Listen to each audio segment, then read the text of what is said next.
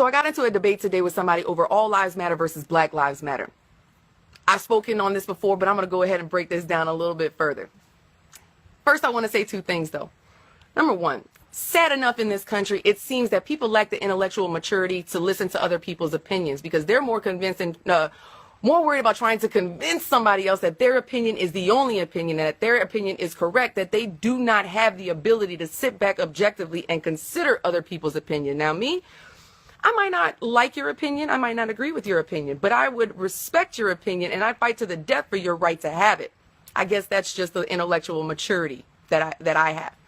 Number two, me personally, I believe in one race, the human race. I don't look at people and say, okay, you're black, you're white, you're Asian, Latino, Native American, Muslim, so on and so forth. I look at people as people. I believe in the Homo sapien race, the human race. But I'm also not going to be ignorant and closed-minded enough to sit here and negate the fact that there are people that view things differently. That's their right. They are entitled to their own opinion, and I'm not the one to judge. So moving on to the issue. Of course, all lives matter. In my mind, I didn't understand the movement at first myself because I'm thinking, okay, well, all lives matter. We have to sit here and stop saying, okay, black and white and things like that and seeing things in color. But then I actually had conversations with people and I started looking into it and saying, okay, I understand what they're talking about.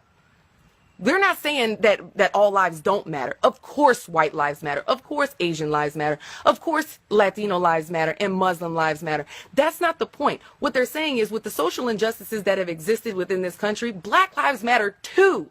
Okay, that's what is trying to be said here. Black lives matter as well. Okay, especially with the things that are going on against minorities in today's time. And if you don't believe me, look at a Trump rally. It's front and center on dang near every single media outlet that is out there on how minorities, particularly African Americans, are being treated unfairly and unequally, and they're being profiled to a certain degree.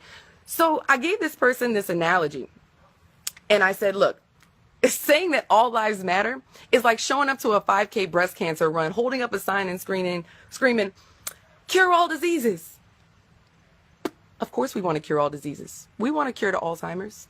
We want to cure the AIDS. But we're not at a cure all diseases race. We're at a breast cancer 5K run. We're talking about breast cancer right now.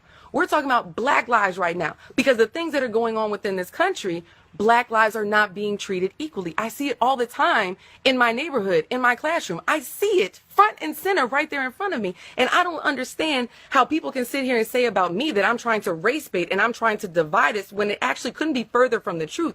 I believe in order to fix the problem, you have to address it. You have to acknowledge that the problem exists first and then move forward. You can't sit here and say that black lives have always mattered because the reality is, and historically, black lives weren't even considered black lives because they were considered property. They were considered things no different than a horse or a cow or a piece of furniture or anything else other than that.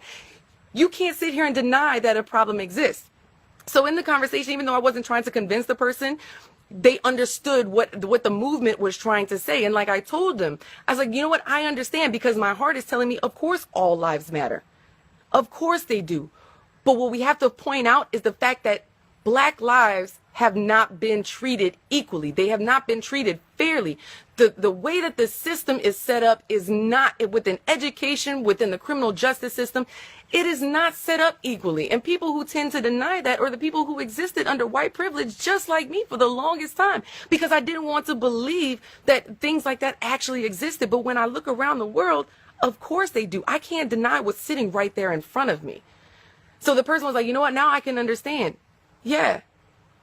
Oh, you opened your eyes just like I did. And like I said, even though I wasn't trying to convince the person, at least they had that ability to sit back and learn and grow and say, okay, I might not agree with the movement, but at least I can understand where they're coming from now, right?